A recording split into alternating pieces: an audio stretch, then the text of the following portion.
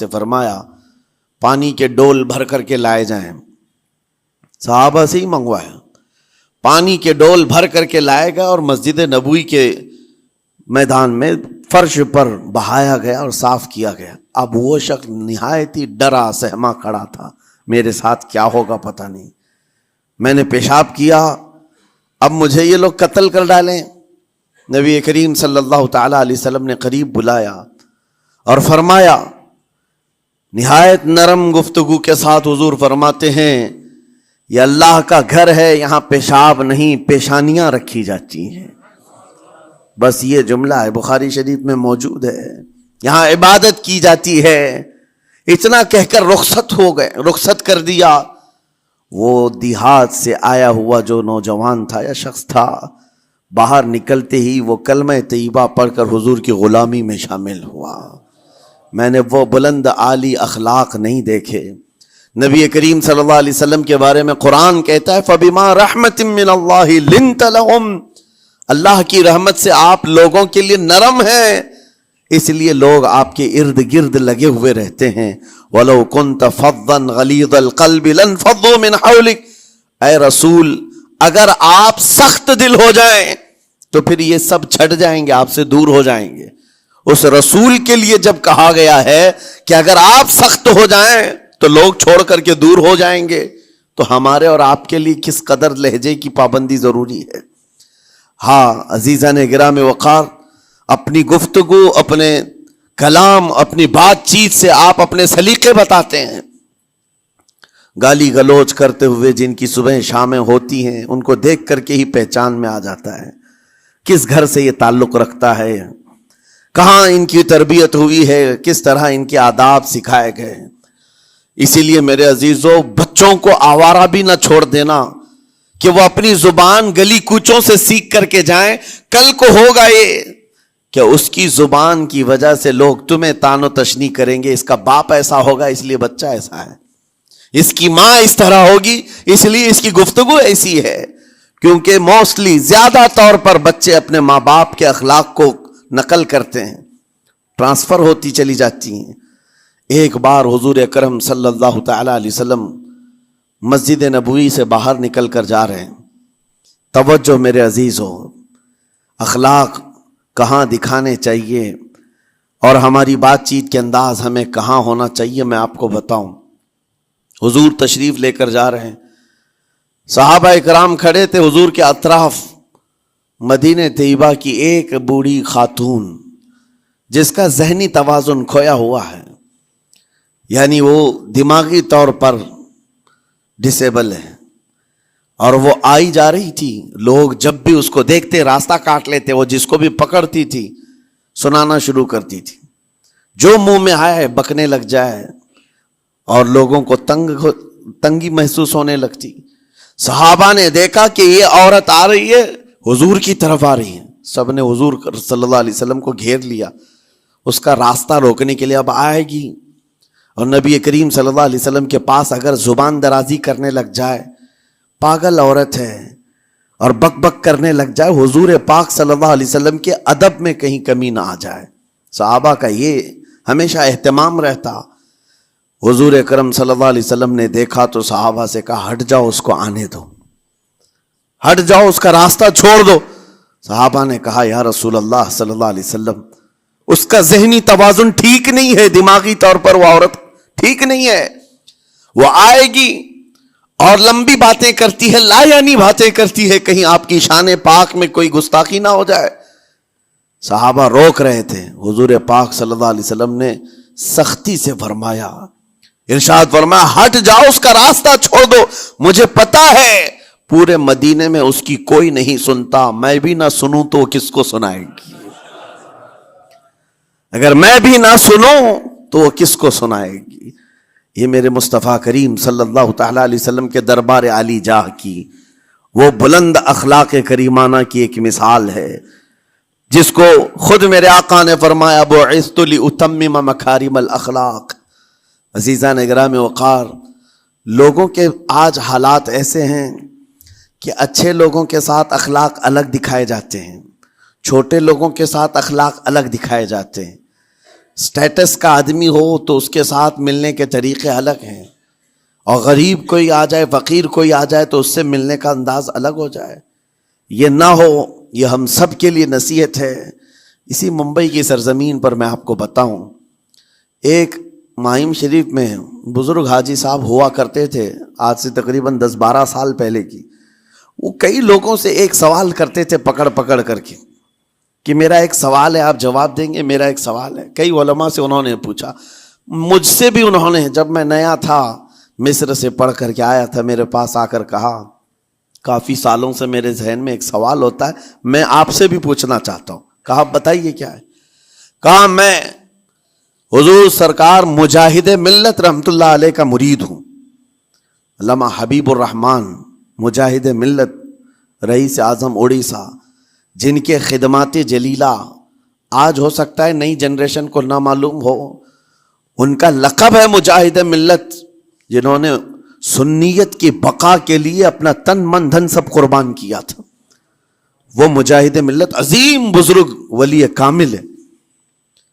یہ حاجی صاحب کہتے ہیں کہ میں ایک نارمل آدمی تھا، کڑیا تھا، یعنی گھر بنانے کا کام کرتا تھا. جب وہ ممبئی تشریف لاتے تو دوڑ کر کے ہر جگہ سے لوگ ملنے آتے. میں بھی گیا تھا، اور اس وقت میں جوان تھا. حضور مجاہد ملت رحمت اللہ علیہ کی بات وہ بتا رہے ہیں کہ لوگ لائن لگا کر کے مصافحہ کر رہے تھے، مل رہے تھے. جب مل رہے تھے تو پھر میرا نمبر آیا، میں ملنے کے لیے گیا. بزرگوں کے سب ہاتھ چومتے ہیں، یہ ہمارے سنیوں کے طریقے ہیں. ادب، علماء ذوی الاحترام کے ہاتھوں کا بوسہ لینا یہ مستحسن ہے، یہ ہمارے آداب میں سے، معمولات اہل سنت میں سے. تو جب سب لوگ ان کے دست بوسی کر رہے تھے، ہاتھ چوم رہے تھے، میں بھی قریب گیا، اور جب میرا نمبر آیا میں ہاتھ چومنے کے لیے گیا تو انہوں نے میرا ہاتھ لے کر خود ہی چوم لیا. وہ بزرگ عالی جاہ ولی کامل جن کو دنیا مجاہد ملت کہتی ہے، میرا ہاتھ انہوں نے چوم لیا. اور میرے اندر ایسی پشیمانی تھی کہ میں کیا کروں سمجھ میں نہیں آیا. میں ایک معمولی سا کڑیا، اور کہاں ان کا مقام، کہاں میرا. تو اس کے بعد وہ اس بے چینی میں رہتے تھے کہ ایسا کیوں کیا، ایسا کیوں کیا، کیونکہ پوچھنے کا موقع ہی نہیں ملا. ایک بزرگ تھے، انہی کے خلیفہ تھے حضور مجاہد ملت کے، انہوں نے اس کا جواب دیا. میرے عزیزو کیا بہترین جواب تھا. حضرت مجاہد ملت رحمت اللہ تعالی علیہ یہ چاہتے تھے کہ ہزاروں لوگ ہماری تعظیم کرتے ہیں تو کہیں ہمارے دماغ میں بادشاہت کا خیال نہ آئے، ہم غریب اور فقیر کا ہاتھ چوم کر اپنے نفس کی مخالفت بھی کرتے ہیں. اخلاق کریمانہ دکھانے کے لیے اسٹیٹس والوں کے ساتھ ہی نہیں، غربا فقراء کے ساتھ بھی وہ اخلاق ہوں. نبی کریم صلی اللہ تعالی علیہ وسلم کے وہ آداب آج اگر آپ اپنا لیں، بہت ساری کڑوی چیزیں ویسی ختم ہو جائیں. آج ممبئی کی سرزمین پر سب سے بڑا یہ چیلنج ہے بات کرنے میں. نوجوانوں کے تو آج پارے چڑھے ہوئے ہوتے ہیں، ان سے کوئی بھی بات کر لے، جس تیور میں یہ بات کرتے ہیں ایسا لگتا ہے کہ ابھی لڑائی ہو جائے گی، ابھی جھگڑا ہو جائے گا. اس کی عادت سی بن گئی ہے. آپ کو پتا ہے فرمایا گیا، عربی کا قول ہے، جراحت السنان لها التیام ولا یلتام ما جرح اللسان. تلوار سے، چاقو سے دیا ہوا زخم سوکھ سکتا ہے، زبان سے دیا ہوا زخم کبھی نہیں سوکھتا. زبان سے دیا ہوا زخم نہیں سوکھتا. بولنے سے پہلے 1000 بار اس بات کو خیال ہونا چاہیے کہ میں جس کو بول رہا ہوں کہیں اس کا دل چھلنی تو نہیں ہو جائے. میری زبان یہ ہوتی 50 گرام کی چھوٹی زبان ہے، لیکن بڑے بڑے لوگوں کے کلیجے چیر کر رکھتی ہے، بڑے بڑے لوگوں کے دلوں میں سوراخ کر کے رکھتی ہے، زخمی کر کے رکھتی ہے اس کا استعمال. اسی لیے روایت میں ملتا ہے کہ جب انسان صبح کرتا ہے تو سارے اعضاء، ہاتھ پیر آنکھ کان ناک، سارے اعضاء سب سے پہلے زبان سے یہ عرض کرتے ہیں، اس کی پناہ مانگتے ہیں، کہتے ہیں آج تو صحیح سلامت رہے گی تو ہم سب صحیح سلامت رہیں گے، اور اگر تو پھسل گئی تو عذاب ہم پر بھی ہوگا.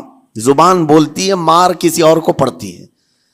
کوئی زبان کو مارتا نہیں ہے، گالی زبان دیتی ہے، لیکن مار کبھی پیٹھ پہ پڑتی ہے، سر پہ پڑتی ہے، ہر جگہ پڑتی ہے. تو یہ زبان نبی کریم صلی اللہ تعالی علیہ وسلم نے ارشاد فرمایا من یضمن لی ما بین لحیتیہ وما بین، حضور پاک صلی اللہ تعالی علیہ وسلم فرماتے ہیں جس نے دو چیزوں کی ضمانت مجھے دے دی، حفاظت کی، میں اسے اضمن لہ الجنہ، میں اس کو جنت میں لے جانے کی ضمانت دیتا ہوں۔ دو چیزیں کیا ہیں؟ حضور فرماتے ہیں ایک دو جبڑوں کے بیچ میں جو موجود زبان ہے اس کی حفاظت کر لے، اور دو رانوں کے بیچ میں جو شرمگاہ ہے اس کی حفاظت کر لے، یہ دو چیزیں جس نے بچا لیا میں اس کو جنت میں لے جانے کی ذمہ داری دیتا ہوں، ضمانت دیتا ہوں۔ اس کا کتنا بڑا کردار ہے، یہ زبان کا کتنا بڑا کردار ہے۔ اور حضور نے ایک بار پکڑ کر کے فرمایا تھا، زبان کو پکڑ کر کے کہا تھا یہ وہ زبان ہے جو انسان کو جنت میں بھی لے جاتی ہے اور دوزخ میں بھی لے جاتی۔ کلمہ کس سے پڑھتے ہیں آپ؟ لا الہ الا اللہ، زبان ہی سے تو پڑھتے ہیں، اسی کلمے نے آپ کو جنت تک پہنچایا۔ اور کافر جو کفر کرتا ہے وہ بھی زبان سے ہی کرتا ہے، اور زبان اسے ہمیشہ کی دوزخ میں لے جاتی ہے۔ اس زبان کو چلانے سے پہلے 1000 بار سوچ لیں کہ آج لہجوں کی سختیاں بڑھتی چلی گئیں، اور آپ کو پتہ ہے قرآن پاک میں رب تعالیٰ نے یہ فرمایا وَلَا تَقُلْ لَهُمَا اُفٍّ وَلَا تَنْهَرْهُمَا، والدین کے بارے میں بچوں کو کیا کہا گیا؟ ان کو اف تک نہ کہو۔ لیکن زبان جب کھلتی ہے نا، ماں باپ کے خلاف نوجوانوں کو ہم نے دیکھا ہے گالی گلوچ کرتے ہوئے اور اتنی بری باتیں کہتے ہوئے، معاذ اللہ۔ عزیزان گرامی وقار، حضور نے تو یہ فرمایا جس نے پلٹ کر کے اپنے ماں اور باپ کو سخت لہجے میں بات کیا یا ان کی نافرمانی کی، حضور فرماتے ہیں میرا دل چاہتا ہے کہ اس کے گھر کو آگ لگا دوں، آگ لگا دوں۔ اس لیے اس بات کو ہمیشہ یاد رکھیں، تمہارے لہجے کی سختیاں کسی کو زخمی کر دیں تو آخرت خراب ہو جائے گی، آخرت خراب ہو جائے گی۔ حضرت علقمہ رضی اللہ تعالیٰ عنہ حضور کے صحابی ہیں، حضور صلی اللہ علیہ وسلم کے صحابی ہیں، آخری وقت آ گیا تھا لیکن زبان نہیں کھلتی تھی۔ حضور پاک صلی اللہ علیہ وسلم کے پاس سفارش لائی گئی کہ آپ کے وہ ساتھی ہیں انتقال کر رہے ہیں لیکن زبان پر کلمہ بھی نہیں آتا۔ حضور تشریف لائے، دیکھا، پوچھا گھر میں ان کے کون کون ہے؟ کہا بیوی ہے اور ماں ہے۔ ماں کو بلایا اور کہا علقمہ کے بارے میں کیا کہتی ہو، کیسا تھا؟ کہا بہت اچھا، پرہیزگار، عبادت گزار، سارے نیکوکاریاں اس کے اندر ہیں۔ تو پھر حضور نے پوچھا اچھا یہ بہت نیک تھا، تم بھی اس سے راضی ہو کہ نہیں ہو؟ ماں نے کہا میں نہیں راضی ہوں، میں راضی نہیں ہوں۔ کہا کیوں، وجہ کیا ہے؟ کہا یا رسول اللہ میرا اکلوتا بیٹا، میرا تنہا بیٹا تھا، بڑی محبتوں کے ساتھ اس کو پالا تھا، اور جب میں نے اس کی شادی کی اپنی بیوی کو لایا، اور جب بیوی گھر پر آ گئی تو میری بات کو ہلکے میں لیتا، اپنی بیوی کی بات کو فوقیت دیتا، ترجیح دیتا، اور اس وقت غالباً یہ باتیں تھی کہ زبان سے کوئی کلمہ ان کے نکلا ہوگا جو بیوی کی حمایت میں تھی، ماں کو تکلیف پہنچ گئی۔ کہا میرا دل گوارا نہیں کرتا، میں اس سے راضی نہیں ہوں، باقی وہ بہت نیک بندہ ہے، بہت اچھا ہے۔ حضور نے فرمایا دیکھو زندگی کے آخری پڑاؤ پر آ چکا ہے، روح نکلنے کو ہے، معاف کر دو۔ وہ بھی صحابیہ تھی، انہوں نے کہا آقا آپ کا حکم ہے یا مشورہ ہے؟ اگر حکم ہے تو پھر ماننا ہے۔ حضور نے فرمایا نہیں، حکم نہیں، مشورہ ہے۔ کہا مشورہ ہے تو پھر دل نہیں چاہتا، دل نہیں چاہتا۔ حضور نے فرمایا صحابہ سے کہ لکڑیاں جمع کرو، آگ لگاؤ اور انہیں اٹھاؤ، آگ میں ڈال دو۔ آگ دہکائی گئی تو ماں کی ظاہر سی بات ہے ممتا بے چین ہو گئی۔ کہا ان کو میرے سامنے آگ میں ڈالیں گے؟ کہا ہاں، اس سے بہتر ہے کہ وہاں جلے گا، یہاں جلے۔ وہ ماں کہتی آقا آپ گواہ ہو جائیں، میں اپنے بیٹے کو معاف کرتی ہوں۔ ادھر معاف کیا، ان کی زبان پر کلمہ طیبہ جاری ہوا۔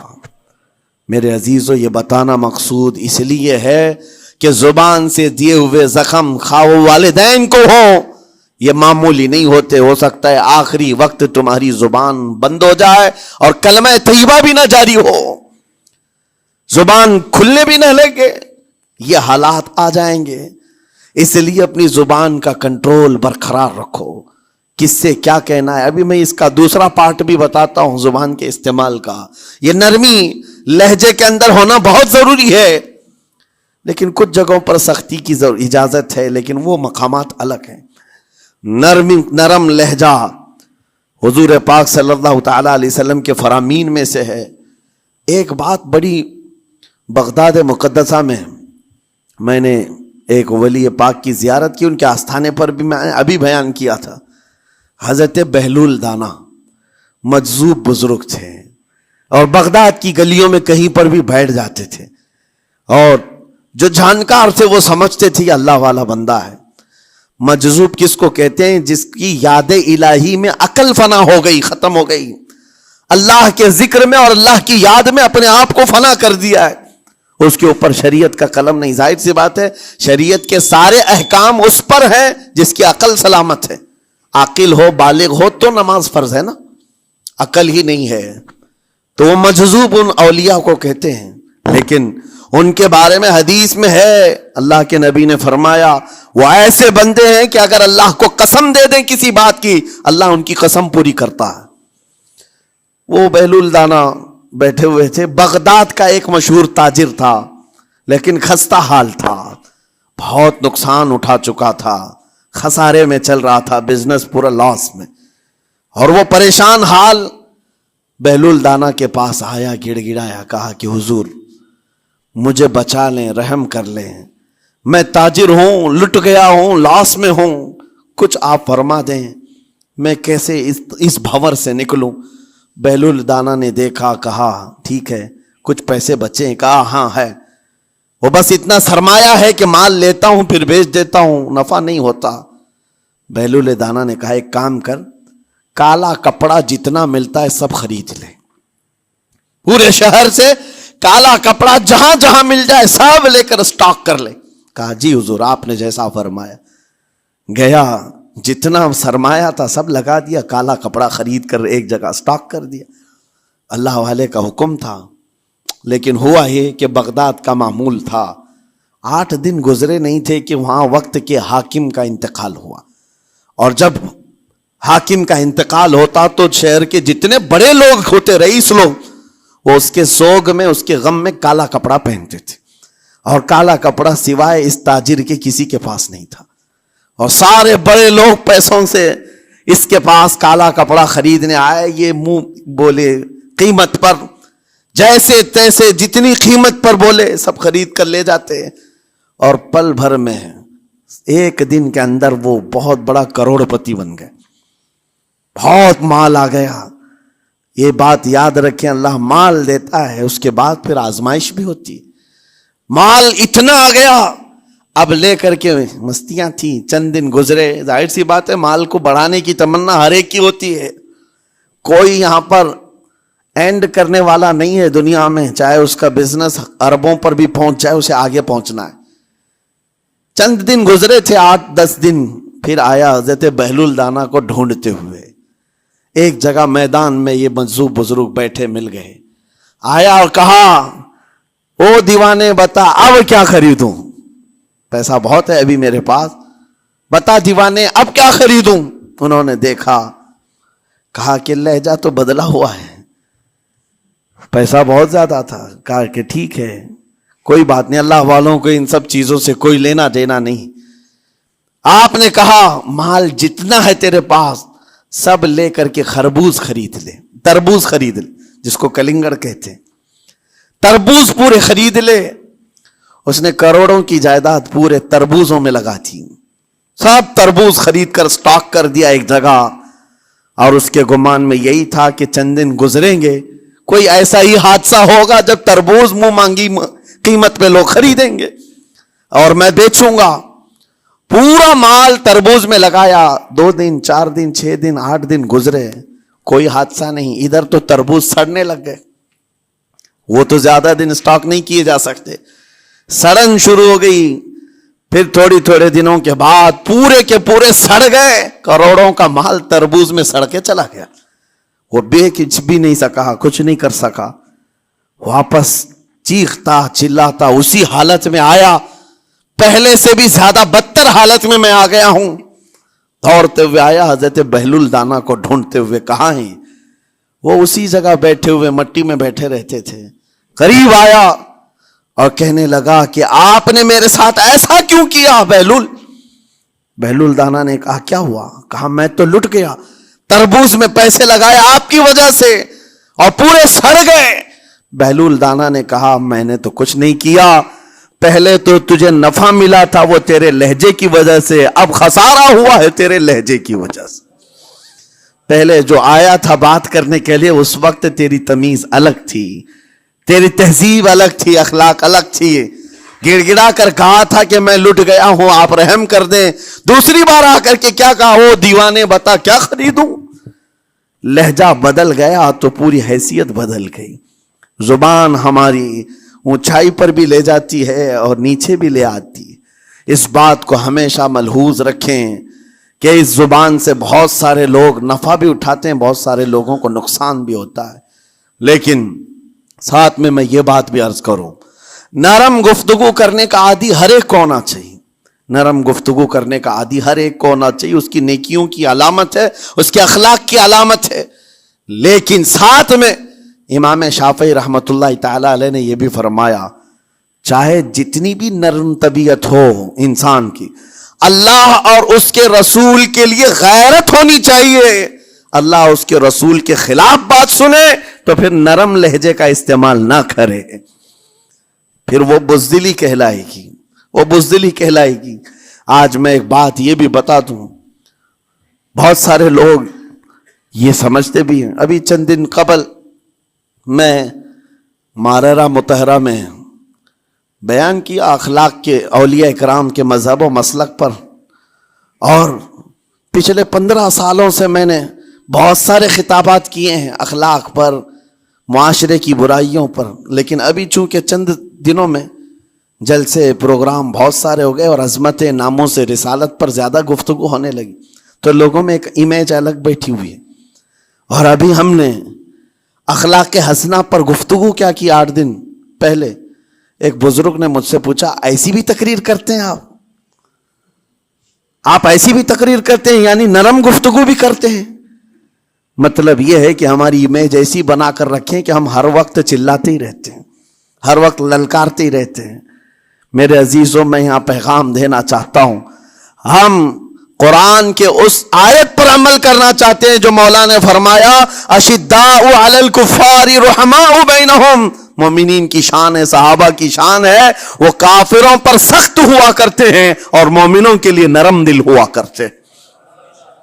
زبان کی نرمی ایمان والوں کے لیے ہے, زبان کی نرمی محبت مصطفیٰ کے لیے ہے, عاشقان مصطفیٰ کے لیے ہے. ساتھ میں زبان کی سختی کفار و مشرکین کے لیے ہے, گستاخان رسول کے لیے ہے.